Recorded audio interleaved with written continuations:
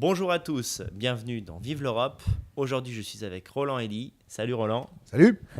Merci d'avoir accepté mon invitation. Alors, on va commencer, on va faire un peu le bilan de Synthèse Nationale parce que c'était il y a 2 jours. Exactement, Déjà, c'était le week-end dernier à Rungis. Oui, tu es l'un des organisateurs, hein, le chef d'orchestre de ce rendez-vous nationaliste indispensable. Alors, est-ce que tu es content de... Ce serait difficile de ne pas l'être puisque nous avons enregistré près de 3000 entrées en 2 jours, donc Ouais. ce qui est quand même une belle réussite. Les journées de synthèse nationale, c'était la 13e édition. Cette année, nous avons innové en les mettant sur 2 jours, Oui. Ce qui changeait un petit peu, mais ce qui donnait aussi 2 fois plus de travail. Ça ne paraît pas comme ça, mais c'est pas toujours évident d'organiser ce genre de manifestation. Et puis finalement, tout s'est bien passé. Nous avons réuni à peu près toutes les sensibilités, enfin en tout cas celles qui ont bien voulu venir de notre famille politique, notre famille d'idées, et ce qui est l'esprit d'ailleurs de Synthèse Nationale depuis Oui. le début, puisque depuis, comme je vous l'indiquais tout à l'heure, c'est la 13e édition qui vient de se dérouler. Depuis 2007, Ouais. je crois, à chaque fois, ça a toujours été le même esprit qui perdure aujourd'hui. Oui. Et Donc, qui finalement s'avère assez payant, puisque toutes les tendances, toutes les familles, toutes les personnalités qui étaient là, qui ne sont pas forcément d'ailleurs tous des grands amis, Oui. ou qu'importe, mais ont tous un dénominateur commun. Moi, il se trouve que depuis 40 ans que je milite dans cette famille politique, j'ai quand même l'occasion de connaître à peu près tout le monde. Et quand on connaît les gens, les uns, qu'on les connaît bien, les uns par rapport aux autres, on se rend compte qu'ils ont tous un dénominateur commun. Le plus petit dénominateur commun, c'est l'amour de la France et l'amour de notre civilisation européenne. ouais. Oui, Après, mais c'est justement c'est la raison pour laquelle j'ai voulu t'interviewer, c'est que ce que je trouve le plus méritoire dans ton parcours, c'est que tu es l'un des rares vraiment à avoir voulu rassembler tous les groupes qui composent la droite nationale et tu vraiment t'acharnes à faire ça et ça finit par payer parce que finalement cette année il y a vraiment eu beaucoup de monde, des gens avec des personnalités très différentes qui parfois ne s'aiment pas entre eux comme tu l'as dit. D'ailleurs ça doit être parfois difficile un peu à agencer, est-ce que il y a des fois, sans rentrer dans le détail, on va pas dire qui, mais diplomatie. voilà, il y a de la diplomatie qui est Des parfois faite. engagements pour certains. Ouais. Ok. Tu sais, tout d'abord, comme on en parlait précédemment, tous ces gens ont tous cette volonté commune de défendre notre patrie, de défendre notre civilisation. Oui. Et comme je te l'indiquais, c'est ce qui est le plus important. Mais aujourd'hui, on n'a plus vraiment le luxe Mhm. de s'offrir, on peut plus s'offrir le luxe, pardon, d'attendre trop longtemps, parce que d'année en année, la situation dégénère, on s'en rend compte, d'année en année, Mhm. la France perd de sa Ouais. liberté, de son identité. Il suffit de se promener dans la rue pour s'en rendre compte. Bon, d'année en année, les choses se compliquent. Et la droite nationale, le mouvement national, même pour faire plus simple, est vaste, mais moi, je ne leur demande pas de se rassembler. Je ne demande pas aux gens de se rassembler. Les gens, chacun leur spécificité, mais ce que je leur demande, c'est de tirer dans le même sens. Mhm. C'est d'arrêter de se tirer les uns sur les autres, parce que ça sert à rien. Moi, j'ai connu, il y a très longtemps, l'époque où enfin, ça n'a pas changé, mais certains groupuscules d'extrême droite se battaient pour savoir lequel serait le premier le matin à rue d'Assas pour coller une affiche sur le panneau. Oui. Les syndicats, bon, quand je repense à ça avec 40 ans de recul, je me dis, on a quand même perdu du temps, d'autant plus que ceux qui étaient dans les groupes adverses sont aujourd'hui aussi mes amis. Donc, Oui, c'est vrai. on se dit, mais quel temps on a perdu. Enfin, Ouais. je me souviens, étant jeune, étant étudiant, avoir renoncé à aller un jour à un cours pour aller, même un examen, je crois, si je me souviens bien, tout ça pour aller défendre le panneau du syndicat auquel j'appartenais à Assas. Bon, Oui. voilà, Ouais. aujourd'hui. Alors aujourd'hui, on n'a plus le temps de s'amuser à ces jeux-là. Les forces sont là, elles sont éparses, elles existent. Il y a tout un tas d'associations, de mouvements, d'organisations, de partis qui se sont créés. C'est peut-être dû aussi au fait que l'organisation qui serait censée rassembler toute la famille politique n'assume pas véritablement ce rôle. Mais ça, Oui. on en reparlera peut-être tout à l'heure. Mais Oui, bien c'est pas sûr. ce qui est, voilà, ça a donné un éparpillement. Bon, tous ces mouvements sont faits de militants sincères, de gens de bonne volonté, de gens qui ont envie de se battre pour une cause qui est une noble cause. Eh bien, je leur dis à tous, tirez dans le même sens, voilà. Oui. Dans le même sens. L'ennemi est le même. En me renseignant un peu sur ton parcours, j'ai vu que si tu plaidais pour que lors d'une élection, par exemple, 2 candidats appartenant de près ou de loin à la mouvance nationale ne se battent pas l'un contre l'autre, c'est-à-dire que l'un se retire au profit de l'autre en fonction des dynamiques. Ça paraît du bon sens. Mais... D'abord, il y a assez de circonscriptions en France ou assez de cantons en France. Je ne sais plus, il n'y a plus de cantons maintenant, mais enfin assez d'endroits pour se présenter aux élections. Et il y a peu d'argent dans les caisses de chaque mouvement. Ouais. Donc, c'est quand même assez ridicule de vouloir absolument se présenter dans le même canton, la même circonscription, et laisser tout le reste sans personne. Alors bon, voilà, ça fait partie des choses qui me semblent élémentaires. Bon, alors c'est vrai que parfois, il y a des gens qui sont tellement persuadés d'être plus malins que les autres, eh bien, ils ont envie d'occuper une place bien précise. Bon, on essaye de jouer avec ça. Alors, tu m'arrêtes si je me trompe, tu es né en 1958, je crois. C'est ça, ouais. Et tu es franchement, je crois que tu es militant depuis que tu es un adulte, en fait. Donc, depuis le début, tu es vraiment tombé dans la marmite assez tôt, quoi.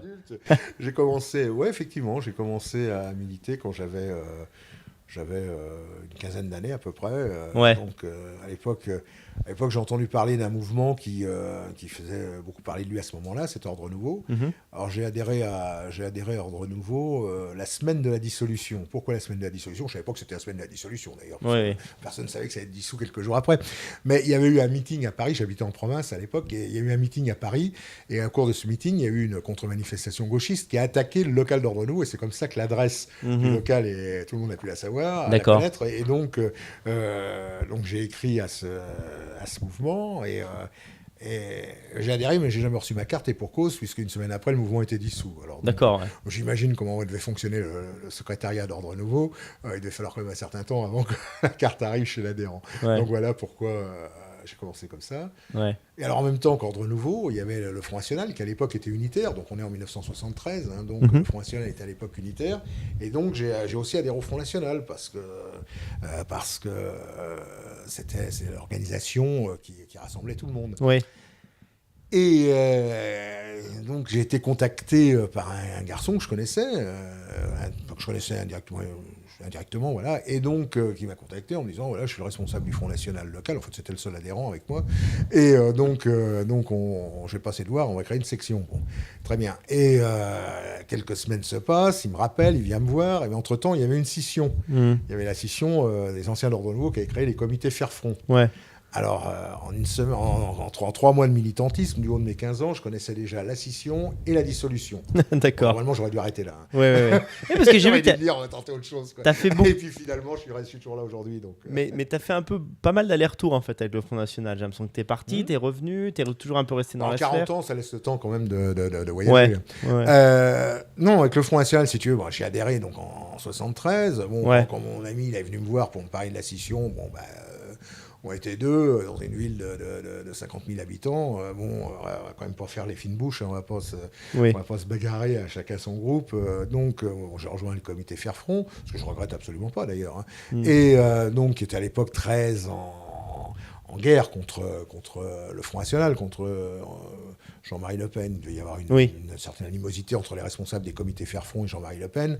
Et nous, à 500 km de Paris, on suivait ça de loin, mais on prenait ce qu'on collait, on collait les affiches qu'on recevait. Hein, donc, Faire-Front. Et le PFN s'est créé quelques mois plus tard, ou un an à peu près après. Et pendant 10 ans, j'étais au Parti des Forces Nouvelles. Donc je suis devenu, même quand j'étais étudiant à Paris et je me suis installé à Paris pendant un certain temps, j'étais responsable du Parti des Forces Nouvelles. Et quand il y a eu la percée historique du Front National en 1984, la question s'est posée, qu'est-ce qu'on fait ? Est-ce qu'on continue à maintenir un PFN qui n'a plus vraiment de raison d'être, puisqu'il y avait une compétition entre le PFN et le Front National, et que visiblement le Front National avait gagné. Donc il fallait ajuster le tir, quoi. Voilà. Donc c'est à ce moment-là qu'on a décidé, mes amis et moi, mes camarades et moi-même, de prôner le ralliement du PFN, ou ce qu'il en restait, parce que quelques années auparavant, il y avait déjà eu une crise au sein du PFN qui avait fait, au moment de l'arrivée de Mitterrand au pouvoir en 1980, qui avait fait que le PFN s'était retrouvé privé de ses cadres historiques. Et d'ailleurs, les cadres qui étaient restés n'avaient pas la même approche, n'avaient pas le même contentieux avec Jean-Marie Le Pen ou avec le Front National que celui ce qu'il pouvait y avoir à l'époque de nos prédécesseurs, donc Alain Robert ou des gens comme ça. Donc on a décidé de rejoindre le Front National. Ça paraissait logique. Alors ça s'est passé d'ailleurs d'une manière assez le hasard a bien fait les choses. Un jour, il se trouve que j'étais dans avec des amis dans un hôtel, au bar d'un hôtel à La Baule, en train de discuter. Et le hasard a fait que Jean-Pierre Stirbois, qui était à l'époque secrétaire général du Front National, rentre dans l'hôtel, dans le bar de l'hôtel. Avec sa famille, avec sa femme et des amis à lui, certainement en villégiature à La Baule. Et donc, on s'est retrouvés à ce moment-là. Puis c'est là où on a décidé donc, le ralliement du PFN. Tout ça est raconté d'ailleurs dans un cahier d'histoire du nationalisme que j'ai édité il y a quelques mois, qui est consacré à Jean-Pierre Stirbois. Ouais. Au milieu des années 80, est-ce que tu as eu, j'allais dire l'espoir, non, c'est plus fort que ça, le sentiment qu'on allait gagner? Tu t'es dit, bon là, Le Pen a percé, on a une vraie chance pour les présidentielles. Quel était ton état d'esprit en fait? Écoute, tu sais, d'abord, si on milite, si on se bat, c'est qu'on se bat pour gagner. Bien sûr. Si on se bat pour rester dans notre petit groupe, ça y a un moment, ça devient lassant, quoi. Donc, à partir de 80, moi j'ai toujours été persuadé que le mouvement nationaliste, un jour ou l'autre, percerait. Ouais. Pourquoi ?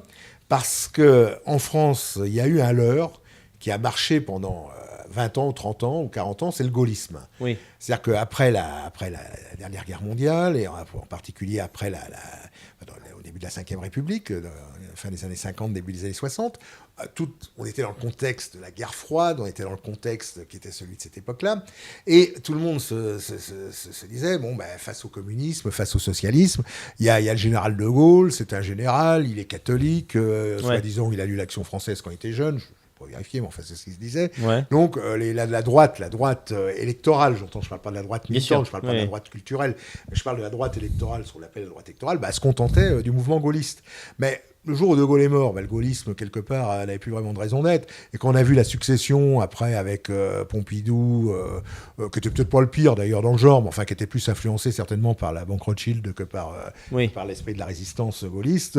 Quand on a vu ensuite les Chirac et compagnie, on savait que le mouvement gaulliste, un jour ou l'autre, n'existerait plus et que ce leurre finirait par éclater. Et qu'il était normal, à ce moment-là, qu'un mouvement de droite nationale, comme l'était le Front National, devienne une force conséquente. Et en 84, c'est ce qui s'est passé. En 83-84, ça a commencé à monter. Et on ne pensait pas un instant, d'ailleurs, que le Front National irait jusqu'où là où il a été, je dirais aujourd'hui, ou même comme là où il a été dans les années 90. Oui. Mais ça semblait évident. Et on avait vraiment l'impression, à l'époque, on était persuadé d'être sur un mouvement qui allait vers le pouvoir. Enfin, moi, toutes les années que j'ai passées au Front National à ce moment-là, j'étais persuadé qu'on arriverait un jour ou l'autre au pouvoir. Et c'était parti pour. Alors après, il y a eu des éléments qui ont fait que ce n'était pas le cas. Mais on a été en position attendant, en tout cas. Comme tu me posais la question, au milieu des années 80, pour nous, rien ne devait nous arrêter. C'est ça, il y avait un optimisme. Un optimisme.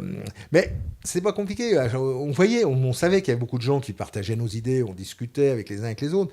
Mais l'extrême droite, je répète toujours pour simplifier les choses, ce qu'on appelle l'extrême droite restait désespérément à 1% des voix. Je me souviens de cette époque où il y avait une cantonale partielle en Haute-Loire ou dans le Sud-Finistère, enfin qu'importe. Évidemment, il y avait deux candidats. Il y a le candidat du Front National et le candidat du PFN. Alors, la première cantonale partielle, celui du PFN faisait 1,25 et l'autre faisait 0,85. Et là, c'était la victoire assurée. Puis la semaine d'après, c'est le contraire, c'est le Front qui faisait 1,22 et l'autre qui faisait 0,67. Et c'était un peu ridicule. Mais on savait qu'il y avait un fond. Parce que quand on discutait avec les gens, quand on faisait des campagnes, par exemple, je me souviens très bien de la campagne de 1978, des élections législatives de 1978, on avait fait une campagne très active à l'époque. Il y a plein de gens, mais les gens ils disaient « Ah, vous avez raison, c'est formidable, parce qu'ils sont tout à fait d'accord avec vous. Tiens, on va voter RPR. » d'accord. Quelque part, ça servait cela, quoi. Voilà. Ouais.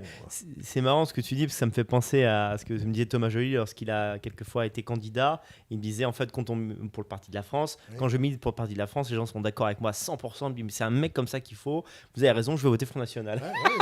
C'est la même chose. C'est ça. Je vois un exemple. Un jour, j'étais dans un magasin en Alsace. Et il y a la brave dame, la commerçante avec qui je discutais. Et puis elle me dit, oh, vous savez, hop là, moi je vote pour le Front National depuis tout le temps. Je vote pour M. Spiller. Et Robert Spiller avait quitté le Front National depuis 15 ans, 20 ans. Donc, c'est marrant. On voit que les gens ne sont pas au fait de l'actualité comme nous, bien sûr. Il faut jamais oublier une chose quand on est militant politique. On vit dans un pays où 95% des Français s'intéressent à la politique 5 minutes par an. j'exagère à peine en disant ça. Ouais. Ça veut dire que les gens, tout ce que nous on connaît, parce qu'on s'intéresse, on lit nos revues, on va dans les meetings, on connaît des militants d'ici et de là, on s'intéresse à tout ça. Nous on a une formation de militants, une formation idéologique, une formation historique. Il faut savoir que la plupart des gens, ils ne comprennent rien, tout ça. Ils sont complètement en dehors de tout cela. La force du Front National et de Jean-Marie Le Pen en particulier, c'est d'avoir imposé l'image que face à l'immigration, il y avait une flamme tricolore et il y avait LE plus loin PEN. Voilà. Oui. D'ailleurs, je pense qu'aujourd'hui, c'est toujours la même chose. Il y a beaucoup de gens, quand ils votent pour le Front National ou le Rassemblement National ou pour Marine, ils pensent, ils sont toujours dans le même esprit, ils ne savent pas, ils ne connaissent pas les histoires internes qu'il y a pu y avoir, les engueulades, les clashs, les clashs et soucis. tout ça, ça les dépasse complètement, les gens. Ça n'intéresse que les militants. Ça n'intéresse pas l'électorat. Je pense que les 11 millions de personnes qui ont voté pour Marine Le Pen, ils ne connaissent même pas la plupart l'histoire du Front National. Bien sûr. Mais dans leur esprit, la réaction à tout ce qui ne va pas, c'est le vote Front National. C'est le président des cafetiers ou je ne sais plus quoi, des marchands de journaux, un jour qui n'était pas content. Il dit si on n'obtient pas ce qu'on veut, je vais appeler à voter Front National. Bon, le soir même, il avait ce qu'il voulait. Bon, donc, c'est un argument. Voilà, c'est comme ça. Ce que j'ai remarqué aussi tout au long de ta carrière, il y a cette constante. Carrière, c'est peut-être un grand mot.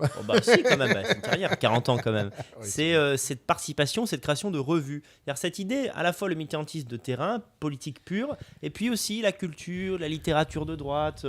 Cette idée de... Je pense que notre objectif en tant que responsable et cadre militant, c'est d'essayer de former au maximum en particulier les jeunes qui nous rejoignent, c'est de leur faire comprendre qu'on est dans un autre monde. Oui. Parce que si notre monde c'est ça peut-être vous sembler un peu désuet ce que je vous dis là, parce que vu mon âge, notre monde c'est Dallas, ou je ne sais pas ce qu'on regarde à la télévision en ce moment. Bon, c'est pas un monde très... Ça passait encore quand j'étais petit. Je suis pas si jeune. Hein Oui, mais vous êtes un enfant, toi. Non, mais je veux dire, tu vois, voilà, je pense qu'on a un espace intellectuel, un espace culturel, un espace tel dans notre famille politique que il faut absolument le faire connaître. Il faut absolument créer une sorte de, le mot ici c'est une sorte de contre-culture. Il faut voilà, c'est ce qu'on a toujours essayé de faire. D'ailleurs, quand on faisait des revues, quand on était jeune, qui s'appelaient Alternatives ou des revues comme ça, c'est un petit peu le but aussi de... Tu as collaboré à National Hebdo aussi ? Alors, j'ai collaboré à National Hebdo pendant quelques années, grâce à Roland Gaucher, qui était quelqu'un pour qui j'avais beaucoup d'estime, qui est mort il y a 12 ans, à peu près 10-12 ans, et Lionel Payet, qui nous a quittés récemment, et un certain nombre d'autres, François Brignot, Serge de Beketch, enfin, j'ai travaillé à cette époque à National Hebdo. Et c'est un peu ce qu'on essayait de faire. D'ailleurs, on avait créé, je leur avais... proposé le concept à l'époque des journées culturelles de National Hebdo. Il y en a eu 2 ou 3, je crois. Après, les choses ont changé. Le rapport avec le front ont été tels que ça n'a pas continué. Mais on avait créé les journées culturelles de National Hebdo qui se déroulaient à la Mutualité et qui étaient un petit peu en quelque sorte ce que sont aujourd'hui les journées de synthèse nationale. Oui, je vois. Quelle était la ligne de National Hebdo ? Ça accompagnait le Front National, c'était plus radical. Au début, quand National Hebdo a été créé, c'était le journal de Jean-Marie Le Pen. Bon, ah oui. Ça a été ça. Au début, ça partait d'ailleurs d'un petit journal qui s'appelait RLP Hebdo, qui avait été créé au début, qui était une simple feuille renéotée ou imprimée, enfin très modeste en tout cas, par Michel Collineau et Roland Gaucher. Et ensuite, c'est devenu, en 84, le grand journal de Jean-Marie Le Pen. Voilà.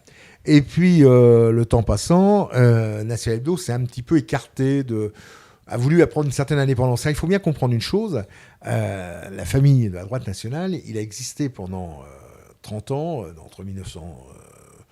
pendant 25-30 ans, sur la fin des années 50, enfin, du début des années 60 plus exactement, et le début des années 80, un grand hebdomadaire qui s'appelait Minute. La plupart, mais qui était vraiment aujourd'hui, Minute est un journal beaucoup plus réduit, mais à l'époque, c'est un grand hebdomadaire qui avait un immeuble avenue Marceau. Enfin, oui, Minute en gros dessus, ça s'achetait, quoi. Voilà, et Minute se vendait à 250 000 exemplaires. Certains numéros se sont vendus à 500 000 exemplaires. Ah ouais, c'était de vrais succès. T'allais gare Montparnasse ou gare d'Austerlitz, t'avais des paquets de Minutes qui étaient posés sur les kiosques et les gens, ils arrivaient, ils achetaient. Tu prenais le train entre Paris et Bordeaux, tu remontais le train, t'avais 30 personnes qui lisaient Minutes dans le train le jeudi après le jeudi soir. C'était vraiment le grand hebdomadaire de la... Et Minutes, après a périclité, pour différentes raisons sur lesquelles... je ne me souviens plus lesquels d'ailleurs, ça n'a pas d'importance. Et la plupart des gens qui se sont retrouvés à National Hebdo étaient des journalistes, mais pas forcément des journalistes encartés. Ou, Oui, ils avaient une formation. Des problèmes de savoir si la section du 8e arrondissement allait organiser son méchoui, peut-être pas celle du 8e, mais enfin bon, celle du Tarn-et-Garonne, elle organisait un méchoui samedi prochain, quoi. Voilà, non, c'était pas du tout ça. Il y avait quand même une bonne... un bon panel de journalistes de qualité. On parlait de Brignot, de Beketch, de Gaucher, de Jean Bourdier, et bien d'autres, ils me pardonneront, de la DG et tout ça. Bon, il y avait quand même des journalistes de qualité. Et tous ces journalistes qui se retrouvaient à National Hebdo ont essayé de faire de National Hebdo un vrai journal. Et ça a été, à cette époque-là, c'était le cas. Un journal indépendant, mais proche du Front National. Donc, qui donnait un petit peu la parole alors, évidemment, à l'époque, le Front National, ça coinçait un petit peu parce qu'ils auraient bien voulu que ça soit leur journal à eux, mais ça c'est pas le cas à ce moment-là. Après, ça l'est redevenu. Mais il faut dire que Roland Gaucher était c'est une forte tête, quoi. Il faut dire que ça fait partie de ces rares types qui étaient capables de s'opposer à Jean-Marie Le Pen. D'accord. Au bureau politique, qui était capable de. Et une audace. Qui avait l'audace de dire ce qu'il pensait et de la ramener. Et Jean-Marie Le Pen, qui le connaissait bien, savait comment ça se passait, quoi. C'était le cas de Jean-Pierre Sirbois aussi, d'ailleurs. Bon, ça fait partie de ces gens-là. Voilà. Alors, tu es nationaliste depuis 40 ans. C'est pas une façon de parler, c'est 45 ans. 45 ans. À 15 ans, tu me rajeunis, là. Vraiment précoce. Donc, si tu as toujours été nationaliste, est-ce que toutefois, il y a des points sur lesquels tu as évolué, où pour dire ta ligne globale a changé, ou c'est vraiment un bloc monolithique D'abord, il y a le monde qui a changé avant tout. Le monde a changé. Quand le monde que j'ai connu quand j'avais 15 ans n'est plus vraiment le même que celui d'aujourd'hui. On va être clair, tu as connu la France française, toi. Ah bah j'ai connu la France très française. Il fallait aller loin pour voir à l'halogène. Donc, surtout là où j'étais. Et donc c'était comme ça. Le monde a changé depuis. Oui, il a changé, mais cela dit, Ordre Nouveau, par exemple, avait été le premier mouvement à lancer une campagne contre l'immigration sauvage à l'époque. Et à l'époque, c'était une affaire de 500 000 immigrés, quoi. Donc ça passait relativement inaperçu. Bon, on est loin de ce que l'on est aujourd'hui. Mais à l'époque, Ordre Nouveau a lancé une campagne contre l'immigration sauvage.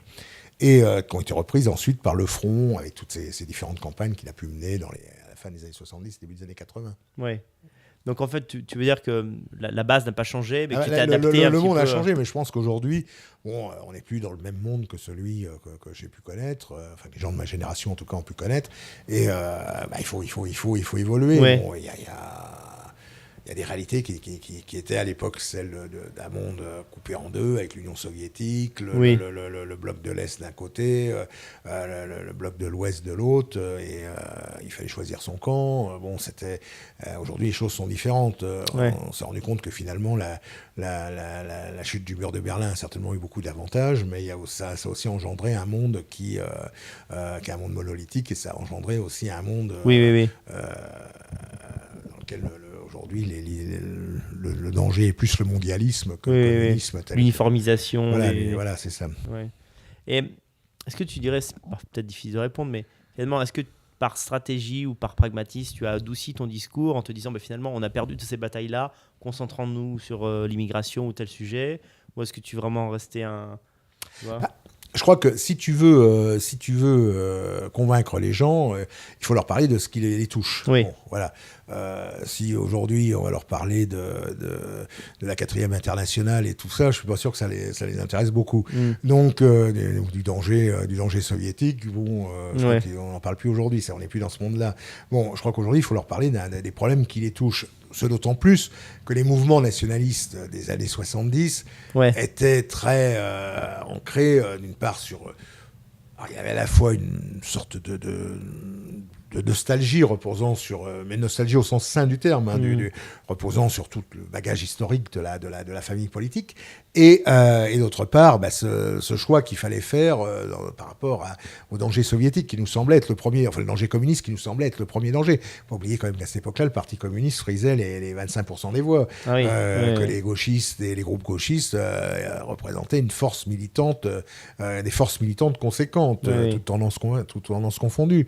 Bon, que ce qu'on appelle la droite aujourd'hui, enfin la droite de l'époque, c'était ils étaient plus occupés par le problème de la garantie foncière et de l'idéal des abattoirs comment ça s'appelle, Paris, là, enfin qu'importe, j'ai oublié le nom, ils étaient tous mêlés dans des scandales pas possibles, enfin c'était pas tellement attrayant, quoi. On était à l'époque de la droite la plus corrompue du monde, du gaullisme immobilier, et donc tout ça fait que nous on essayait de jouer un rôle, mais on était très, très marginal. Bon, aujourd'hui on est dans un contexte complètement différent, on est dans un contexte où de toute façon le choix est simple, le choix il est très simple. Soit on accepte le mondialisme, c'est-à-dire la destruction totale de nos identités, qu'elles soient nationales, civilisationnelles, même l'identité sexuelle, on l'a vu avec l'histoire de la théorie du genre. Bon, tout ça, soit on accepte ce monde où on aura un monde uniformisé, dans lequel l'homme ne sera plus qu'un consommateur, dans lequel il n'y aura plus de repères, il n'y aura plus de racines, il n'y aura plus rien. Alors on peut l'accepter, après c'est un monde confortable, hein. On dit demain il faut penser comme ça, bon c'est très bien, on pense comme ça, même déjà aujourd'hui d'ailleurs. Il faut consommer tel produit, il faut lire tel journal, il faut apprécier tel auteur, il faut admirer tel peintre, il faut aller voir tel film. Bon, c'est très bien, c'est un monde qu'on accepte, soit on le refuse. Oui. Bon, je pense que les gens qui sont dans notre famille politique sont des gens qui refusent ce dictat du système. Ils refusent ce dictat du système, et à partir de ce moment-là, eh bien, on choisit une autre voie. Et comme un truc que je raconte souvent à mes amis, et je leur dis, un jour, il se trouve que j'ai un garçon que je connais, enfin un homme que je connais à mon âge, que je connais, qui était à l'école, on était sur les mêmes bancs quand on était jeunes à l'école.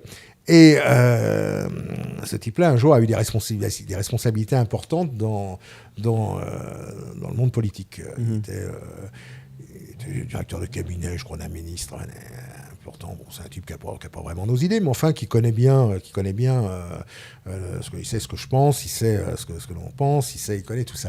Et il m'avait dit, tu sais, un jour tu verras, alors ça remonte à il y a 30 ans, c'est à peu près, ou 20 ans au moins, il m'a dit, tu sais, un jour les Français se rendront compte qu'ils ne sont plus maîtres de leur destin. C'est-à-dire que ils peuvent voter, penser, dire tout ce qu'ils veulent. Ils ne seront plus. Ça n'aura plus aucune importance. C'est pas ce qui décidera de quoi demain sera fait. Hein. Et je crois qu'aujourd'hui, justement, les Français commencent à se rendre compte qu'ils sont plus maîtres de leur destin. C'est-à-dire que la Goldman Sachs a plus de pouvoir sur leur avenir, a plus d'influence sur leur avenir plutôt que le Conseil des ministres du gouvernement français. Aujourd'hui, on est dans un monde où les choses, la globalisation a fait qu'il n'y a plus aucun pouvoir local. Donc ils peuvent dire ce qu'ils veulent, ils peuvent voter pour qui ils veulent. Ils votent pour... Macron était ministre du socialiste Hollande il y a 5 ans. Aujourd'hui, c'est l'idole des électeurs de Fillon. Bon, voilà, les repères sont complètement... Alors ce jour-là, où les gens s'en sont rendus compte, ça donne une prise de conscience. Et cette prise de conscience, c'est les Gilets jaunes, c'est la journée de synthèse nationale, les journées de synthèse nationale, c'est les 11 millions de personnes qui votent pour Marine Le Pen malgré elle. C'est tout cela, voilà. C'est intéressant tout ce que tu viens de dire. Cette prise de conscience... pardonne-moi de t'interrompre, Daniel, mais cette prise de conscience, eh bien, on doit en être complètement, on doit en tenir compte, parce que si on veut gagner, parce que, comme on en parlait tout à l'heure, c'est le but de tout combat politique, c'est de gagner. Si on veut gagner, eh bien, c'est pas en allant à contresens de ce que pensent aujourd'hui les gens. Voilà. Non, ce que j'allais dire simplement... Non, pardon, vas-y, tu veux terminer? Non, je t'en prie. Vas-y. J'allais vraiment faire un bilan de ce que tu avais dit en particulier quand tu as parlé du communisme. Parfois, quand je parle à des jeunes gens, notamment à Suavelos, dans mon mouvement, les jeunes de 20 ans sont assez critiques sur les gens de ta génération, y compris, je parle des gens de la droite nationale, parce qu'ils disent, mais finalement, on dirait qu'ils ont focalisé sur le communisme, alors que le danger, c'était l'immigration. Mais comme tu l'as bien dit, dans un monde où l'URSS est gigantesque et puissante, et où il y a 20-25% de voix pour le communisme, à l'époque, c'était la priorité. En fait, c'est intéressant de replacer dans le contexte pour comprendre les... C'est-à-dire que dans une France où tu avais, comme je crois, à peu près 500 000 immigrés, bon, on n'était pas dans le même contexte qu'aujourd'hui, quoi. Voilà, c'est vrai. Et dans une France aussi où on disait les chars russes à l'époque étaient à 400 km de Strasbourg, ce qui était à peu près vrai, en Tchécoslovaquie en tout cas. C'est vrai. Je sais pas combien ça fait de kilomètres entre Prague et c'est Strasbourg, pas loin, quoi. Ça va être pas loin de 400-500 km. Le danger prioritaire, c'était ça. Mais on était à 100 lieues à l'époque de penser qu'on arriverait dans la France dans laquelle on est aujourd'hui. C'est vrai. Hein, on était à 100 lieues de le penser. De la même manière, on était à 100 lieues de penser qu'un jour, il y aura une mosquée dans presque chaque C'est vrai, chef-lieu de canton. Quoi. Voilà, c'est-à-dire, en 20 ans, en 30 ans, le monde a totalement changé. Ouais. Évidemment, les jeunes d'aujourd'hui, ça m'arrive souvent de discuter avec des jeunes d'aujourd'hui, des militants de Sois-Vélos, d'ailleurs, entre autres, aussi, ça m'est arrivé récemment. Et ben, eux, ils ont une vision qui est la vision de celle dans laquelle ils vivent, mais c'est normal. Bien mais sûr, peut-être aussi que la vision dans laelle nous vivions était pas du tout la... Enfin, dans le monde dans lequel on vivait n'était pas forcément le même que ceux dans lequel on connaît nos parents, nos grands-parents. Oui. Ça explique beaucoup de choses. Puis j'ai voulu repasser sur le communisme parce que bien sûr, dans le monde nationaliste, il y a une tradition de l'anticommunisme. Est-ce que parfois tu as remis en question cette idéologie nationaliste en se disant finalement, le communisme avait d'énormes défauts, mais finalement, par rapport à ce que donne le capitalisme et la mondialisation, est-ce qu'on ne s'est pas trompé de combat? Est-ce que parfois tu as ce genre de pensée? Non, parce que le communisme est un système égalitariste, c'est un système qui prône l'internationalisme. Ouais. Donc finalement, le mondialisme et l'internationalisme, les résultats sont les mêmes.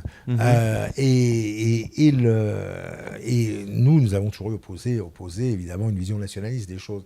Donc de par ce fait, on était forcément déjà en opposition avec une forme de mondialisme qui était l'internationalisme communiste. Ça, c'est la première chose. La deuxième chose, je pense que oui, souvent on dit oui, mais finalement, regarde les beaux défilés de l'armée rouge des années 50, bon, ça avait plus de gueule que les bidas français. Bon, peut-être. Ouais. Enfin, en attendant, il n'y a pas que ça non plus. Il y avait autre chose. Mais je reconnais aussi que les 70 ans de communisme qu'ont subi un certain nombre de peuples ont fait qu'ils ont quand même maintenu leur identité et tout ça, et que nos peuples, à nous, ont été bercés dans l'illusion du confort matériel, de la société de consommation, de tout ce qu'on peut imaginer, qui ont fait qu'aujourd'hui, on en est arrivé à la situation dans laquelle on écrivait tout à l'heure, c'est-à-dire des peuples totalement aseptisés, totalement dépourvus de toute identité, de tout attachement à quoi que ce soit, et surtout des peuples sans aucune volonté. Ce qui explique d'ailleurs le problème de l'immigration. L'immigration aujourd'hui, quand on parle d'immigration, moi personnellement, j'en veux pas aux immigrés. Les immigrés, ils sont ce qu'ils sont des gens qui viennent d'autres pays. On leur dit, il y a un pays à l'autre côté de la Méditerranée, là où tu vas pouvoir être installé, tu vas gagner 15 fois ce que tu gagnes ici. En plus, tu n'auras pas besoin de travailler pour le gagner. Et puis, tu auras les prestations sociales, tu auras tout. Je peux comprendre qu'il y en a qui se disent, pourquoi pas, on va venir. Hein. Ça peut s'expliquer. Mais pourquoi ils viennent? C'est toujours l'histoire c'est l'histoire de la salle de bain qui est inondée. Qui est-ce qui est responsable? Oui, bien sûr. C'est pas l'eau. L'eau, elle est là, mais c'est pas l'eau. C'est même pas le robinet. C'est celui qui a tourné le robinet qui est responsable.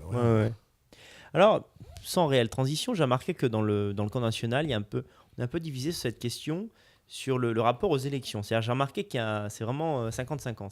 Il y a une partie des leaders d'opinion qui disent finalement, les élections, ça sert à rien, le système est vérolé, autant ne pas y participer. Et j'ai l'impression que tu n'es pas trop dans cette idée, toi. Tu as toujours regardé un peu un fond... électoraliste, même quand tu n'étais pas d'accord avec le Front National. Un Front Troisième République. Ouais, peut-être. Non, mais c'est... je sais pas si c'est toujours dans cet état d'esprit, mais... non, la politique, c'est un jeu. Il y a des règles du jeu. Ouais. Voilà. Et le système est ainsi fait. Alors, c'est pas nous qui l'avons fait, c'est pas nous qui l'avons forcément voulu comme ça, mais il est ainsi fait. Alors, si on veut combattre le système, il y a deux solutions. Soit c'est de se retirer complètement du système en disant tout ça c'est pourri, et puis on reste à quelques-uns chez soi, et puis ça peut être une solution, pourquoi pas. Après tout, on peut vivre très heureux comme ça. Bon. Et puis il y a la deuxième solution qui consiste à dire, si on veut changer le système, servons-nous des failles ou tout du moins des moyens qu'offre ce système. Or, les élections sont le moyen encore le plus simple. Voilà. Oui. C'est pour ça que je suis pas un fanat des élections. Bon, je me suis présenté plusieurs fois aux élections, avec des résultats très modestes, qui m'ont jamais permis d'être élu en tout cas. Mais je suis pas un fanat des élections, je suis pas un inconditionnel des élections. Mais pour moi, c'est le seul moyen de pouvoir arriver à quelque chose. Ça a d'ailleurs été la force de Jean-Marie Le Pen dans les années 70 et 80. C'est en s'imposant d'élection en élection la victoire de Le Pen. Oui. La victoire de Le Pen. Souvent on dit 84 formidable, 88 extraordinaire, 92 Non, la vraie victoire de Le Pen c'est 1974. C'est le jour où il a fait 0,74% des voix à l'élection présidentielle de 1974. Il a eu un coup de j'ai dit, alors, je ne sais pas comment il s'est retrouvé candidat en quelques jours, qu'importe, il a réussi à avoir ses 100 signatures, et là, il s'est présenté. Il est passé à la télévision, il a fait un coup de génie, qui était peut-être malgré lui, parce que je souhaite à personne de perdre un œil, mais comme il avait perdu un œil, il avait un bandeau. Et à l'époque, pour se protéger. Et alors, il passait à la télévision tous les soirs. À l'époque, il y avait 3 chaînes de télévision. Et tous les soirs, il passait avec le même temps que je ne sais plus qui était candidat, Chaban, Giscard, Mitterrand. Et il passait avec le même temps de télévision tous les soirs, avec son bandeau. Et là, c'était génial pour lui. Tout le monde l'a vu. Tout le monde s'est dit, c'est qui ce type-là Ouais. Et là, tout le monde s'est souvenu de lui. Qui se souvient aujourd'hui d'Émile Muller ou du professeur Hérault, qui ne disait pas que des bêtises, d'ailleurs, loin s'en faut, mais ou de Jean-Claude Sédag ou de Bertrand Renouvin ou des gens comme ça qui avaient été, ou même de Jean Royer qui avait été candidat à cette élection présidentielle. Oui. Personne. En revanche, tout le monde se souvenait de Le Pen. Moi, je me souviens quand j'étais au PFN, le PFN était une force militante certainement beaucoup plus conséquente en nombre d'adhérents et de militants que le Front National. Mais qu'importe, quand on vendait le journal du PFN, il y avait des gens qui venaient nous voir dans la rue en disant, et pas uniquement à Paris, en province, n'importe où, quand on vendait Initiative Nationale à l'époque, il y avait des gens qui venaient nous voir et disaient, ah c'est bien là, ce que vous faites et tout, vous avez bien raison, là, votre chef là, il est génial avec son bandeau, lui, on est d'accord avec lui. On ne s'empêchait pas de voter RPR, mais enfin c'était comme ça. Ouais. Il a réussi à se faire reconnaître. Ce signe caractéristique du bandeau, ça a marqué les esprits. Ça a marqué, et il est passé après il s'est présenté, son parti a présenté des candidats aux élections les unes après les autres, et ça finit par donner 84, et ça finit par donner 35 députés en 86 à la proportionnelle. Alors je sais que c'est difficile, je sais que certains disent, oui, mais à quoi ça a servi finalement ? Après, une fois qu'on a c'est ce qu'on en fait aussi.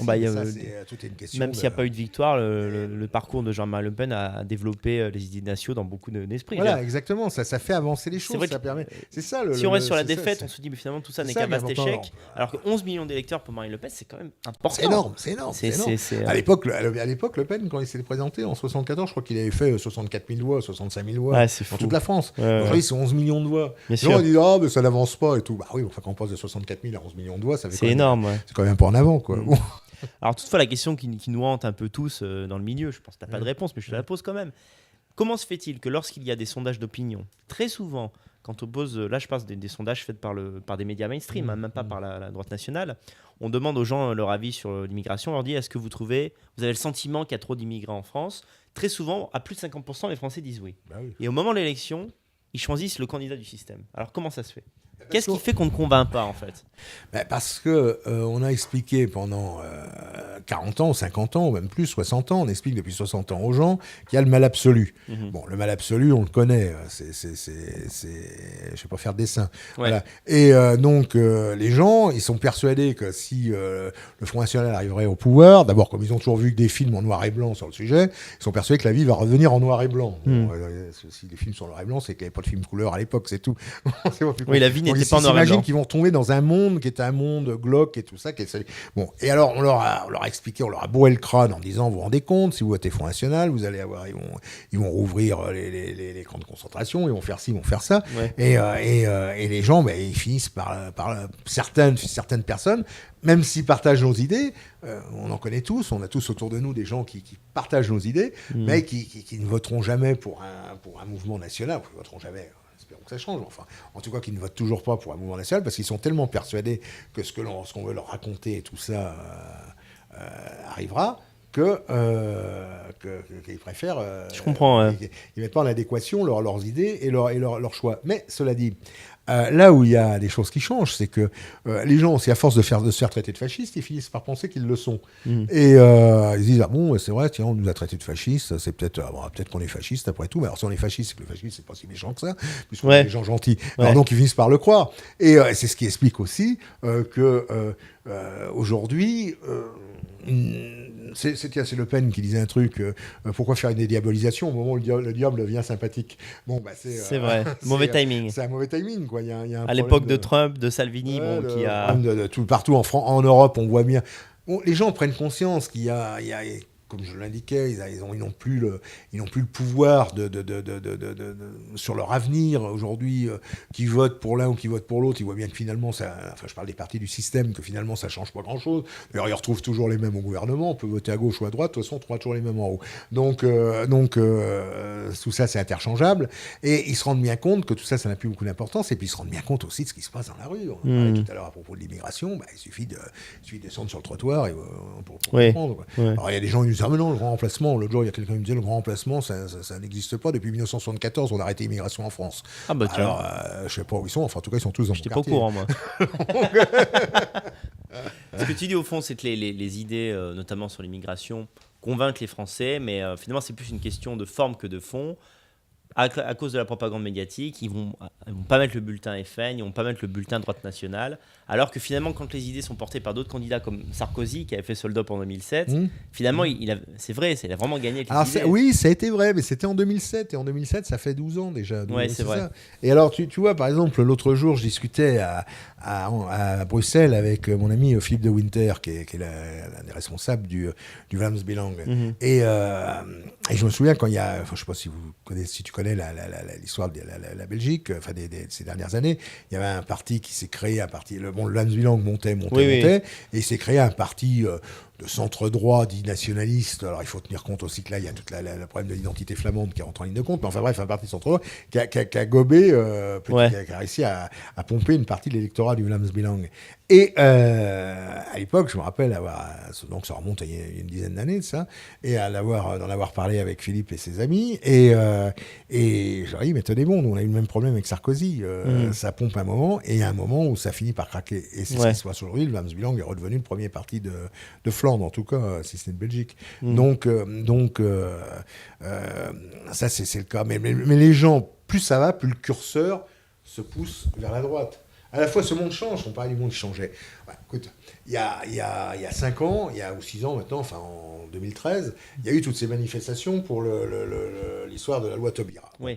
À chaque fois, tu as eu des centaines de milliers, voire sont les organisateurs, même plus d'1 million de personnes qui sont descendues dans la rue. Oui. C'est quand même inimaginable. C'était quand même inimaginable. Donc là, c'est dire non au mariage. Oui, c'est l'histoire du mariage gay, qu'importe le sujet, mais il y a des gens qui sont descendus dans la rue. Tous ces gens, ils se sont rendus compte. Alors, on peut discuter après sur le sujet, ça c'est autre chose. Mais ils se sont rendus compte que finalement, il y avait aussi des gens qui habitaient à 50 mètres de chez eux qui étaient capables de faire la même chose. Ils se retrouvaient dans les trains à 5 h du matin pour monter manifester à Paris. Et qu'est-ce qu'ils voyaient ? Ils voyaient leurs voisins du bout de la rue. Donc, ces gens ont commencé à sentir qu'il y avait quelque chose qui bougeait dans le pays. C'était possible. On l'a revu avec les Gilets jaunes. J'ai un autre exemple à propos. À la suite il y a 2 ans, Synthèse Nationale avait a publié un livre et a lancé une campagne, c'est peut-être un grand mot, mais enfin en tout cas c'est mobilisé sur un sujet bien précis, qui est un autre sujet, c'est le sujet des éoliennes, de l'implantation des éoliennes en France. Bon. On a publié un livre là-dessus d'un de mes amis, Alban Darguin, qui a beaucoup travaillé sur le sujet. Ce livre a eu un certain succès, il s'en est vendu à plusieurs milliers d'exemplaires, et ça nous a permis d'être contactés par des tas de groupes, d'associations locales. Ils se disent, on a lu votre livre, c'est très bien, enfin quelqu'un qui dit ce qu'on en pense et tout ça. Est-ce que vous accepteriez de venir dans tel ou tel canton, tel ou tel village, faire une conférence ? Bon, alors, selon ses possibilités, Alban est allé dans ces villages, rencontrer ces gens. Évidemment, on a tenu un langage qui est un langage de chez nous, quoi. Alban Darguin, je le connais depuis, on est à l'école ensemble, donc on se connaît depuis longtemps. Donc c'est quelqu'un qui est totalement dans notre vision des choses. Et tous ces gens qu'on rencontrait, généralement, c'était des gens qui s'étaient connus au moment de la Manif pour tous, et qui se sont reconvertis dans le combat anti-éolienne, parce qu'on avait installé un parc d'éoliennes à côté de chez eux, et ils se sont rendus compte que derrière les éoliennes, il y avait toute une volonté dont on pourrait parler tout à l'heure, mais ça serait long d'expliquer tout ça, mais en fait, toute une volonté, en tout cas, derrière lesquelles se cachent toujours les mêmes. Il y a beaucoup d'histoires de gros sous là-dessous. Et tous ces gens, ça faisait des nouveaux pôles de mobilisation. Et petit à petit, tout cela, on l'a revu avec les Gilets jaunes récemment, tout ça fait que le curseur se déplace de plus en plus dans le sens, on va dire à droite, voilà, pour faire simple. Mais de la même manière, il y a 5 ans, si on vous avait dit, vous savez, toute la rédaction de Charlie Hebdo va se faire zigouiller. Bon, Il n'y aurait pas cru. Hein. si on dit à Nice, sur la promenade des Anglais, il y aura 60 ou 80 morts, je ne sais plus, tués par. Si on a dit, il y a des curés qui vont se faire tuer, des chefs d'entreprise, enfin bref, tous les attentats auxquels les gens qui seront poignardés dans la rue et tout ça. Bon, les gens auraient dit, tout ça, c'est les fantasmes de l'extrême droite qui prend ses désirs pour des réalités, qui voit le mal partout et tout ça. Finalement, qu'est-ce qui s'est passé ? J'ai oublié des exemples, ils sont nombreux. Mais qu'est-ce qui s'est passé ? C'est ce qui s'est passé, c'est la réalité d'aujourd'hui. Et pratiquement toutes les semaines, il y a un nouveau drame. Partout en Europe aussi. D'ailleurs, je parle en France, mais c'est partout en Europe. Et un nouveau drame qui quelque part, même malgré tout, passe de plus en plus inaperçu parce que ça devient tellement commun. C'est vrai. Et donc ce monde a changé. Et on doit aujourd'hui, ça revient à la question que tu me posais tout à l'heure, on doit aujourd'hui en tenir compte et on doit aujourd'hui être... oui. Ouais, il faut savoir ce qu'on veut, voilà, c'est tout. Si on veut gagner ou si on veut réhabiliter telle ou telle époque. Bon, fût-elle une époque passionnante, mais il faut savoir ce qu'on veut. Aujourd'hui, si on veut gagner, il faut s'adapter aux réalités du moment. Ouais. Ce qui est terrible, là, c'est vraiment... Je suis d'accord avec ce que tu dis. Je constate à quel point il y a une capacité d'oubli, y compris chez nous. L'autre fois, un type me parlait de Timothée. Je me suis rendu compte que j'avais déjà oublié, en fait, il y a 2-3 mois qu'un jeune homme a été tué à Lyon. Ouais, bien sûr, parce qu'il y en a tellement, en fait. Ça passe tellement vite, ça. Qu'est-ce qui va... Enfin, même, regarde, récemment, l'histoire je rigole, mais c'est pas drôle du tout, mais ce qui s'est passé à la préfecture de police, quoi. C'est hallucinant. Enfin, je sais pas comment on peut imaginer qu'à la préfecture de police, un mec qui a accès à tous les dossiers et tout ça, du jour au lendemain, décide de zigouiller. Si c'était arrivé il y a 20 ans au milieu de rien, ça aurait été un scandale national, majeur, avec des démissions. Voilà. C'est ça qui est fou, en fait. C'est qu'il y a jamais... Ça aurait mis le gouvernement en l'air. Oui, bien sûr. Voilà. Mais aujourd'hui... Il n'y a aucun mea culpa du gouvernement. C'est déjà quasiment oublié. Entre-temps, il y a eu Xavier Dupont-de-Ligonnès et puis voilà, quoi. Voilà, mais ça, je trouve, je ne sais pas si tu seras d'accord avec moi, c'est que à une époque, ce qui ne passait pas, maintenant passe. C'est-à-dire, je ne sais pas, sous Chirac, s'il y avait eu cet attentat à la préfecture, je suis persuadé que Chirac aurait voulu... mais il a dissous l'Assemblée, mais on va dire, à une occasion de drame comme ça, le gouvernement se serait remis en question, au moins pour la forme. Et là, on voit que Macron tient bon. Mais Macron est très fort. Le ministre de l'Intérieur reste en place. Je parle pas sur le fond, mais sur la forme, il est très fort. Et regarde comment il a manipulé comment il a récupéré l'affaire des Gilets jaunes. C'est hallucinant.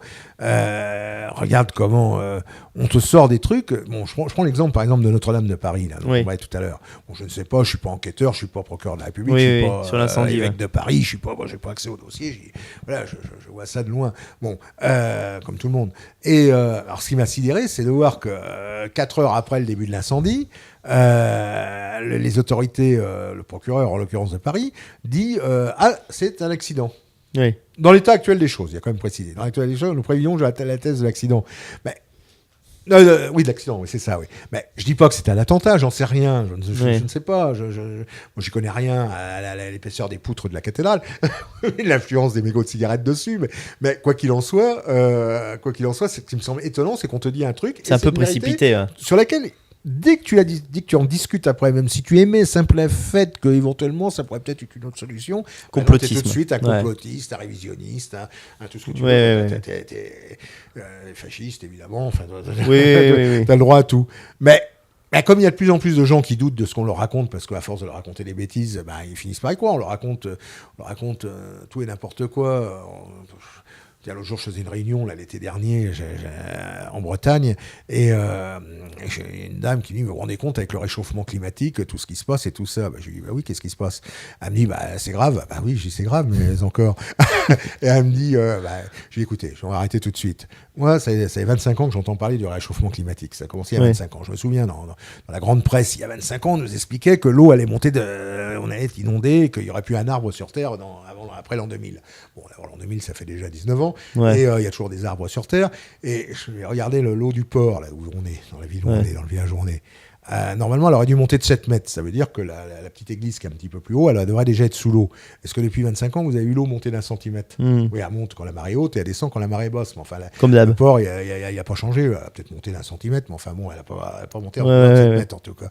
Alors, relativisons les choses. On vous a dit que c'était comme ça. Je ne dis pas qu'il n'y a pas des des éléments qui font que le climat change, mais les climats ont toujours changé dans l'histoire. Oui, c'est vrai. Mais je comprends ton arrêtons agacement. de tomber dans toutes ces la même dame me disait à cette réunion, elle me disait, mais vous vous rendez compte, justement, à cause du réchauffement climatique, ma petite fille, une petite fille qui était, d'après ce que j'ai compris, à moitié algérienne, qui habitait en Algérie, elle me dit, elle va être obligée d'aller faire ses études en Finlande. Et d'ailleurs, moi, je suis pour que Erasmus envoie un maximum d'enfants en Algérie à faire leurs études en Finlande.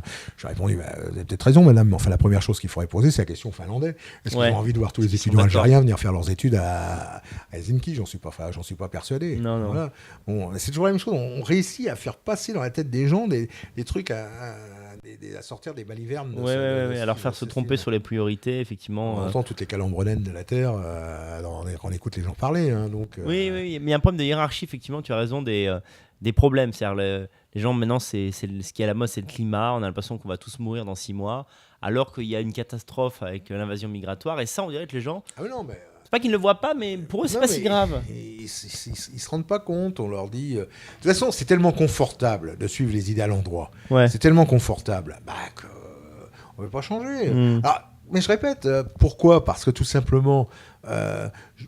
dans les immigrés, il y a aussi des braves gens, il y a aussi des gens qui ont envie de s'intégrer, il y a aussi des gens qui sont les premiers à souffrir parfois de l'attitude de leurs concitoyens, enfin de leurs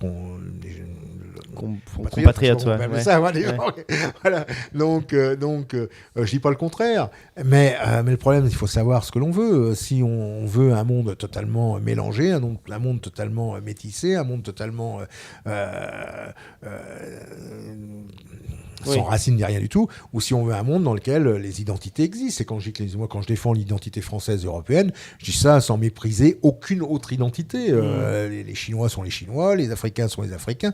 On a reçu à Synthèse Nationale un type, je trouve formidable, c'est Ernest Tigori, c'est un Africain, un Ivoirien, qui est exilé ivoirien, il habite en France, et il a écrit un livre qui est remarquable, d'ailleurs j'invite les gens à le lire, où il incite ses compatriotes, enfin les Ivoiriens et les Africains, d'une manière ou d'une autre, à retourner en Afrique. Voilà, en disant, vous n'avez aucun avenir en France, notre avenir il n'est pas là, notre avenir il est chez nous, et arrêtons de penser qu'on va s'implanter en France, il faut qu'on reste en Afrique, et qu'on retourne tous en Afrique. C'est ce qu'il dit, très bien, on ne va pas lui dire le contraire. Ouais. Et je trouve que c'est courageux de la part de cet homme, et en plus il dit, et quant à l'Europe et à la France, qu'elle arrête de faire de la repentance en permanence. C'est ça aussi le problème. C'est la repentance qui est devenue quelque chose d'institutionnel pratiquement. Oui, tout à fait. Ouais. Aujourd'hui, n'importe quel président de la République, n'importe quel élu doit demander pardon pour ce qui s'est passé dans le passé. Nous autres nationalistes, nous assumons toute l'histoire de France. Voilà. Avec ses biens, ses côtés beaux, ses côtés positifs, et aussi parfois ses côtés négatifs. Bon, mais c'est comme ça, l'histoire est ainsi faite. Oui, d'autant que d'autres peuples qui ont colonisé, eux, ne s'en excusent pas en permanence. C'est le jeu de l'histoire, voilà, c'est comme ça. Voilà, on nous reproche l'esclavage, on nous reproche tout ce qu'on veut. Bon, il faut arrêter aussi les bêtises. Oui. C'est très bien que c'est pas du tout comme ça que ça s'est passé. Alors, en 2006, 2006, voilà, ça fait un moment. Tu as fondé la revue Synthèse Nationale. Ouais. Tu l'as fondée seule, en collaboration avec d'autres... il se trouve que parfois les vicissitudes de l'existence font qu'on est obligé de changer un petit peu d'orientation dans la vie, enfin de changer de mode d'activité, voilà. Dans la fin des années 90, j'ai été très très occupé par dans un autre cadre qui est mon cadre professionnel dans lequel je travaillais, donc j'étais amené à beaucoup me déplacer, à être beaucoup moins présent dans le combat national. Donc je m'étais un petit peu retiré, tout en gardant évidemment tous mes amis et en suivant de très près ce qui se passait. Mais voilà. Et puis vous savez, chasser le naturel, il revient en galop. Oui. Vous avez envie, il suffit d'écouter France Inter, Europe 1 ou France Inter ou France Info le matin pendant un quart d'heure pour avoir envie de faire quelque chose, quoi. Voilà, ça te titillait de revenir aux manettes. Et je voudrais bien j'avais pas envie de me réengager politiquement dans un parti quel qu'il soit ou dans un mouvement. J'avais déjà beaucoup donné pour cela. J'étais pas sûr en plus qu'il y ait vraiment un avenir dans tous ces mouvements c'était pas le meilleur moyen, en tout cas, c'est un bon moyen, mais c'est pas forcément le meilleur moyen. Bon, et moi, quand j'étais jeune, il y avait une revue qui m'avait toujours passionné, qui m'avait guidé dans beaucoup de dans ma vie, c'était la revue Défense de l'Occident de Maurice Bardèche. Mhm. Et j'ai toujours regretté que cette revue n'existe plus. Maurice Bardèche avait dû suspendre Défense de l'Occident au début des années 80, ou c'est à peu près ça, en 81 ou 82. Et depuis, il y avait une tentative qui avait été qui avait été faite par mon ami Philippe Randa, à l'époque avec la revue du Alpha, qui a duré quelques années, puis ça s'est arrêté. Et alors, je me suis dit, ça serait bien de relancer une revue dans ce style, et puis surtout une revue qui puisse être accessible à tous. Oui. Dans quel sens? Au niveau qui puisse être comprise par tous. D'accord. Bon, on peut faire... je pense que tout est une question dans la formulation et tout est dans la sémantique. On peut tout dire. Mais tout dépend de la manière dont on le dit.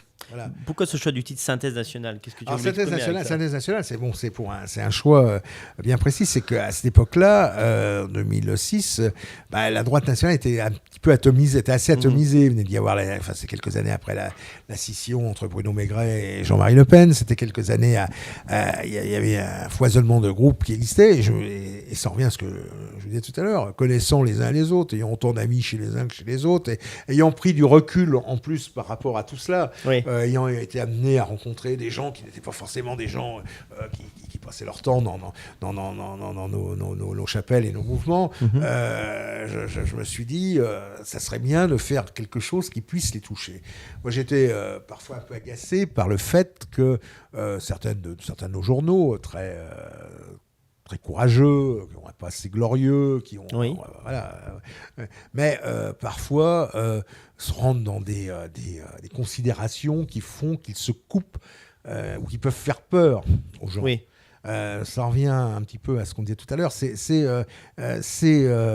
Aujourd'hui, il faut savoir ce que l'on veut. Voilà. Si on veut gagner ou si on veut rester à gamberger sur le passé. Voilà. Oui. Si on veut gagner, eh bien, il faut tenir un langage tout en ne reniant pas le passé, tout en, évidemment, même en le chérissant parfois. Mais il faut aussi...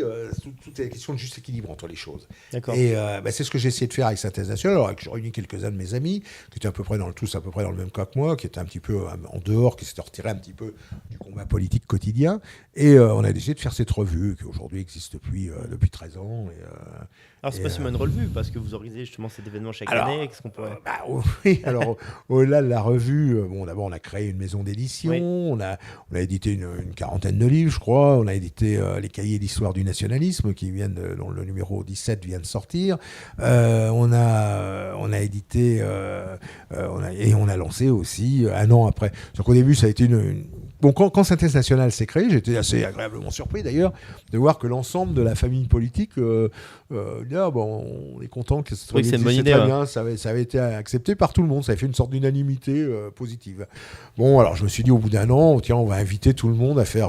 après, on va essayer de les mettre à la même table. Alors, ce qu'on m'a pas dit à cette époque-là, on m'a dit, mais tu te rends pas compte, il y a eu la scission de 73, il y a eu la scission de 98, il y a eu les élections de telle année, il y a eu la bagarre à Assas. Enfin, il y avait toujours une bonne raison pour que personne se retrouve. Ouais. J'aurais quand même tenté le coup, autrement, on ne fera jamais rien. Alors, j'ai appelé tous les leaders des mouvements de l'époque, quoi. Certains sont encore là.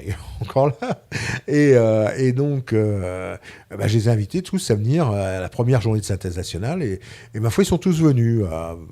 Peut-être une exception, mais qu'importe. Ils sont tous venus et on a réussi à faire ce premier rassemblement de toutes les composantes de l'époque. Ouais. Et après, ça s'est étoffé parce que sont venues d'autres composantes qui sont venues se joindre et tout cela.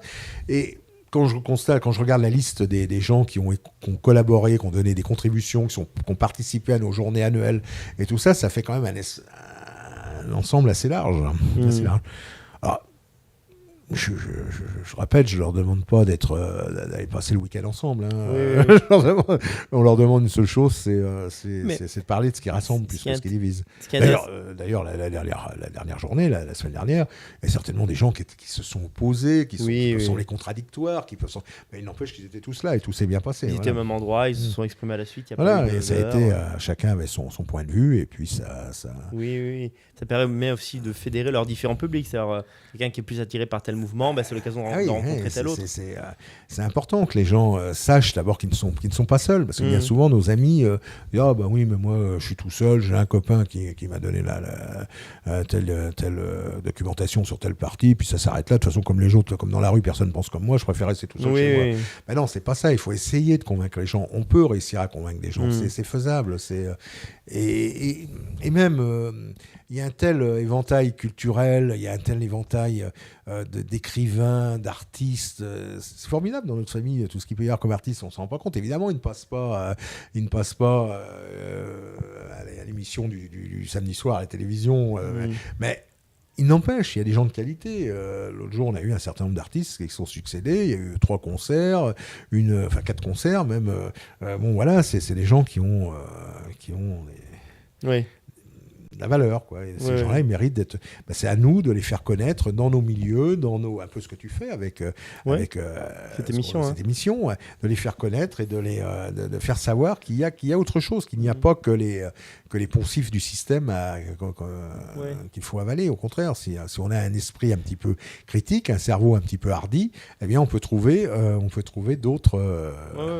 Je crois que c'est vraiment ce que j'ai trouvé le plus intéressant chez toi lorsque j'ai préparé l'émission, c'est à plein de moments, cette volonté de dire bon, stop aux guéguerres, on a des choses à faire en commun, et à chaque fois, tu t'es réinventé à travers des revues et autres vers cet objectif. Par exemple, j'avais vu, je n'étais pas au courant, tu étais à la base d'une initiative qui s'appelait justement La Base, de réunir des patriotes sous une même enseigne, en quelque sorte, je crois, il y a quelques années.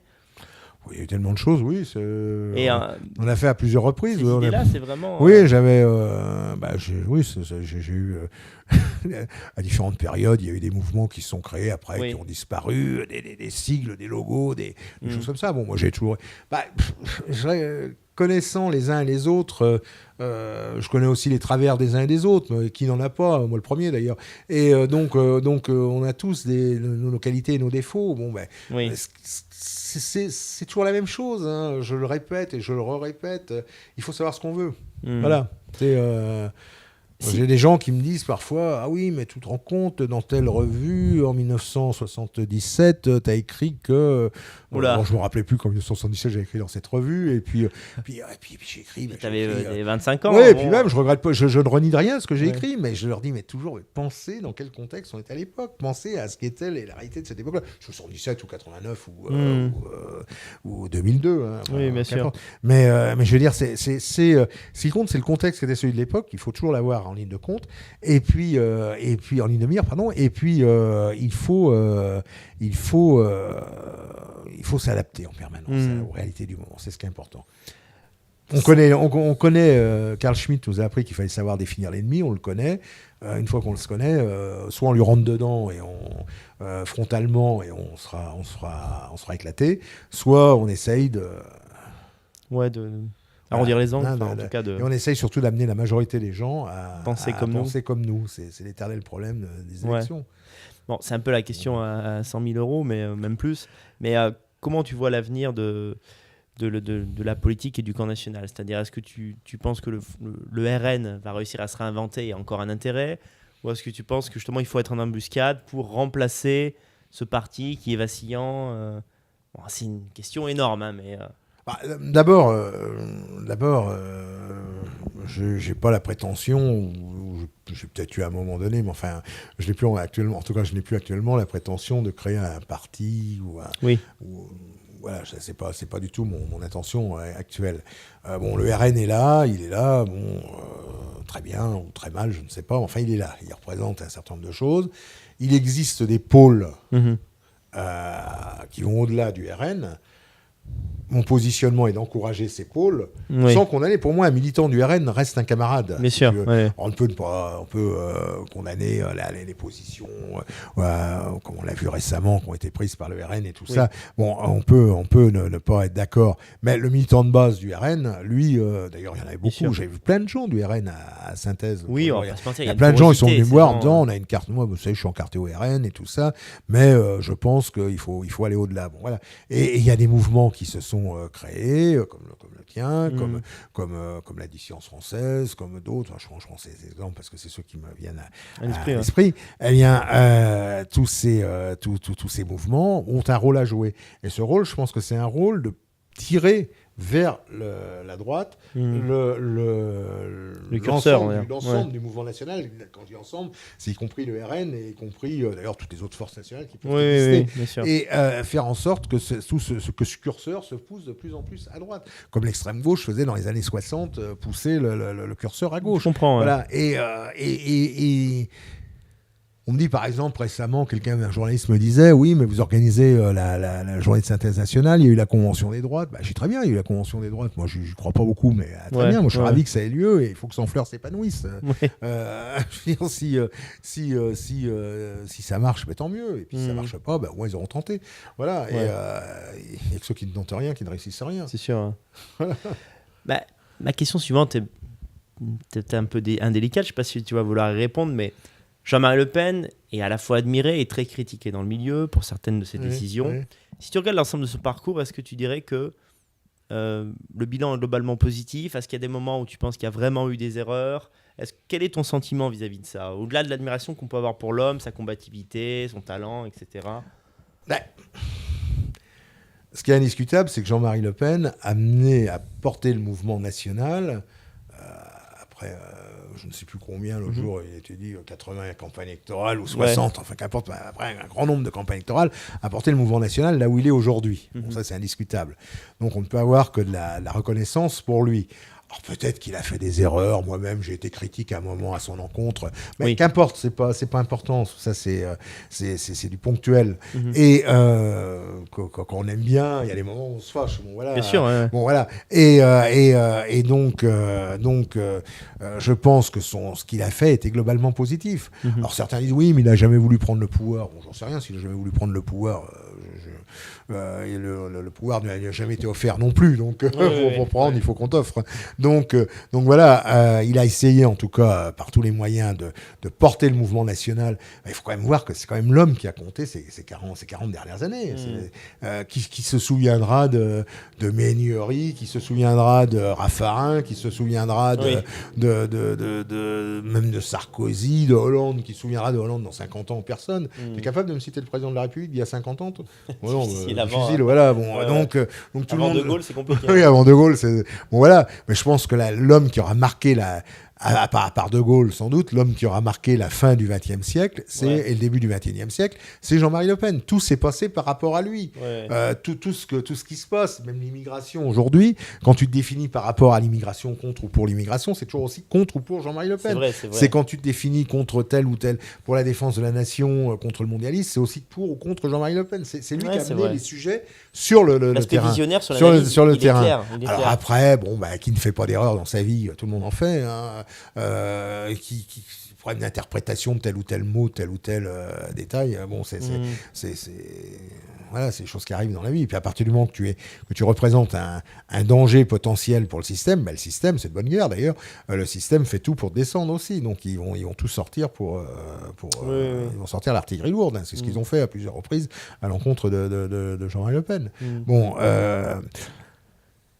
Mais ce type-là est l'homme qui a remarqué les 40 dernières années. C'est ce qui revient toujours, cette côté même Chirac, tout le monde l'a déjà oublié. Ce côté ambigu, à la fois, on va dire, Le Pen est critiquable pour certaines de ses décisions, clairement. Les critiques sont beaucoup faites dans le milieu. Et en même temps, il incarne vraiment la droite nationale.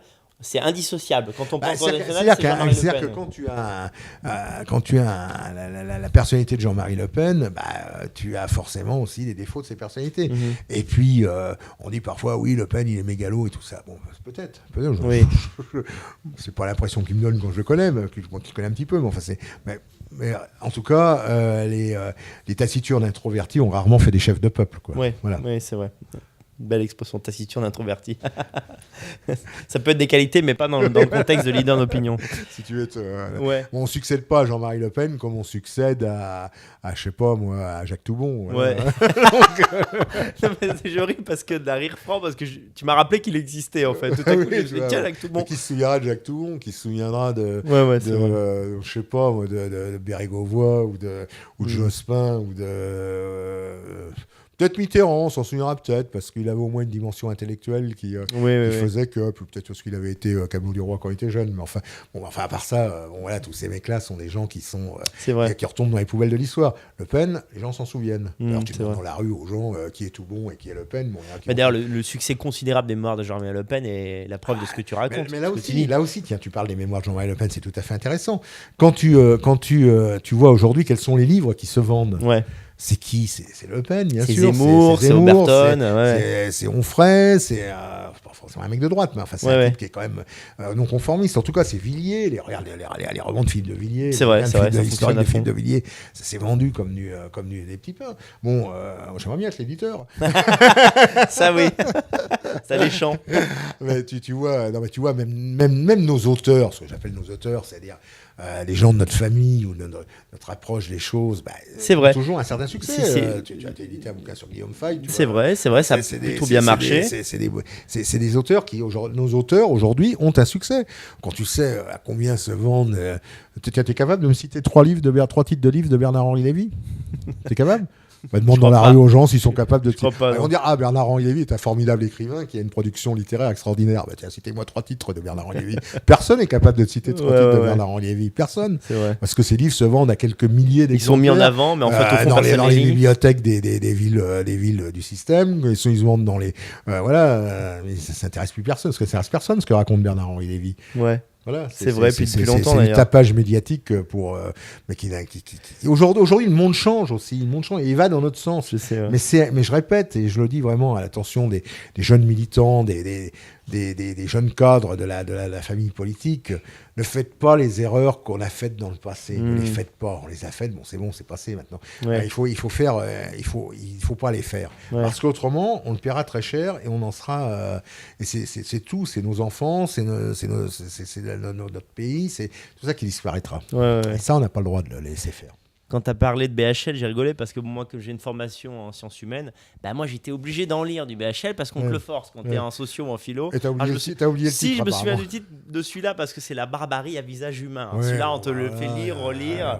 Évidemment, je vous spoil, c'est les fachos, la barbarie. C'est pas autre chose. Absolu, Alors, concernant Synthèse nationale, en quoi peut-on t'aider ? Est-ce que tu as des besoins ? Est-ce qu'on a des besoins pour la rédaction, pour la mise en avant, pour la promotion, pour l'organisation de la prochaine événement C'est une très bonne question. Bien sûr qu'on a toujours besoin d'être aidé. Synthèse nationale est une revue, c'est une synthèse déjà, comme son nom l'indique. Alors, on donne la parole à tous ceux qui le veulent bien. Bon, à partir du moment qu'ils le font dans la courtoisie et dans le respect des autres. Bon, on a bien sûr que tous ceux qui veulent contribuer à Synthèse nationale en amenant sur le... on n'a pas la prétention d'être un média ultra influent, enfin on a quand même une petite influence. On essaye de faire en sorte que qu'en lançant des thèmes de réflexion, des thèmes d'action, tiens, je parlais tout à l'heure des éoliennes, alors maintenant tout le monde parle des éoliennes, maintenant tout à droite tout le monde s'y est mis contre les éoliennes, on était les premiers. Bon, donc j'en suis fier, je suis très content d'être les premiers, mais je suis aussi très content que maintenant tout le monde s'y mette. C'est parfait, ça veut dire que c'est des mouvements qui peuvent prendre de l'ampleur. Bon, on essaye de faire avancer les choses comme ça. Alors tous ceux qui veulent nous aider, tous ceux qui ont des idées d'articles, de contributions, et puis la première des choses, ceux qui veulent s'abonner aussi, c'est aussi. Mais c'est ce que j'allais te dire. Comment s'abonner à la revue C'est très simple. Il y a un bulletin d'abonnement. Il suffit d'envoyer 50 €. C'est correspond à 6 numéros à l'adresse de Synthèse nationale, 9 rue Parrot, dans le 75 012 Paris. Et donc ça, il y a... Je mettrai le bulletin en lien. Les gens peuvent s'abonner. Et puis, en consultant nos sites, en le faisant connaître, vous pouvez aussi acheter nos livres, acheter les cahiers d'histoire du nationalisme qui sont un petit peu... on en a marre que les autres racontent notre histoire à notre place. Alors un jour, on s'est dit, si on veut en tout cas arrêter avec cet état de fait, c'est à nous de raconter notre histoire. Alors on a déjà publié 17 cahiers qui sont des sujets aussi différents que François Duprat, que le MSI, que Caudray Hanou, que le PFN, que Jean-Louis Tixier-Vignancourt, que sais-je encore, Jean Mabir, Andrieux-La Rochelle, enfin bon, il y en a eu 17. Hein, donc tout ça, il suffit de consulter le site synthèse-édition.com. Je vais trouver la bonne adresse pour histoire de ne pas mener les gens nulle part. On trouve facilement sur Internet tout ça. Et, ou d'aller tout simplement dans les bonnes librairies où ils sont diffusés aussi. Et puis pour les personnes qui préfèrent acheter comme ça en physique, en rencontrant les auteurs ou les éditeurs, bien sûr, chaque année, Synthèse nationale. Année, là, ça vient de passer, mais l'an prochain, il y avait tout le monde. Et pour l'an prochain, on a fait cette année un test. Avec Donald Trump l'année prochaine, allez. Allez, on monte en ambition, allez hop. On fait rêver un peu les gens, enfin. Non, mais l'an prochain, on a déjà, il y a quelques jours que ces Bleu, Blanc, Rouge se sont passés. On est déjà en train de travailler sur les 14e Bleu, Blanc, Rouge. Donc celle de l'an prochain. Et comme ça, 3000 personnes. Et on va essayer de faire quelque chose encore plus grand et de plus... voilà... On n'est pas encore à avoir la grande roue et les manèges devant la porte, mais comme c'était le cas à l'époque de la grande époque des Bleus, Blancs, Rouges, au moment de la percée de Jean-Marie Le Pen. Mais qu'importe, on espère, on va essayer encore l'an prochain de faire quelque chose de ça progresse, en tout cas, ça va vers le succès. De plus rassembleur, de plus dynamique, de plus festif aussi, bien sûr, avec encore plus de stands. Bon, il suffit de regarder tous les stands qui étaient là. C'est vrai. Tout le succès. Et je voudrais qu'ils ont eu, et ils sont tous contents d'ailleurs. La preuve, ils reviennent tous les ans. Alors je pense que s'ils perdaient de l'argent, au bout d'un moment, ils me diraient Roland, t'es bien gentil, mais enfin bon, ton truc, ça nous rapporte pas grand chose, ça nous coûte plus que ça nous rapporte. Donc on va plus venir. Ben non, ils viennent tous tous les ans, non seulement ils reviennent, mais il y en a encore de plus en plus. Donc, c'est vrai. Donc ça veut dire que ça marche. C'est pas que de la politique aussi. Je vais profiter aussi de l'occasion que tu me donnes pour remercier les militants de Sois Vélos qui sont venus nous aider. Parce qu'il y a quelques militants de Sois Vélos qui sont venus et qui ont été d'une efficacité remarquable. Voilà, je dois le dire. Écoute, ils sont très contents d'entendre ça. Il y en a eu d'autres. Il y a eu d'autres militants, d'autres mouvements qui sont venus, mais on avait proposé de venir nous aider. Ils sont venus et je voulais les remercier. C'est très gentil. Parce que du fond du cœur, parce qu'ils ont été. C'est une école, le militantisme. Le militantisme, c'est pas uniquement être derrière Internet et de regarder passer ce qui se passe. Non, c'est aussi installer les chaises, faire les sandwichs. Faire décoller les affiches, distribuer les tracts, c'est aussi tout ça. Voilà. En tout cas, moi j'y étais le premier jour, c'était vraiment une formidable réussite, j'étais très content. Il y a aussi le côté, on pourrait insister sur le côté aussi pluridisciplinaire, il y a des musiciens, il y a des artistes, de sensibilité patriote, donc vraiment c'est un grand événement qu'il ne faut pas rater chaque année. Ça n'a pas été facile de caser tout le monde, ça c'est vrai. C'est vrai. Parce qu'au début on faisait une journée, enfin au début c'était un après-midi, après c'est devenu la journée, maintenant c'est les 2 jours. Bon, peut-être qu'un jour ce sera les 6 jours de Synthèse nationale. On te le souhaite, on nous le souhaite. Si les gens le veulent, pourquoi pas, mais enfin bon, il y a quand même encore du travail, et puis il y a encore beaucoup de choses à organiser, à affiner en tout cas. Voilà.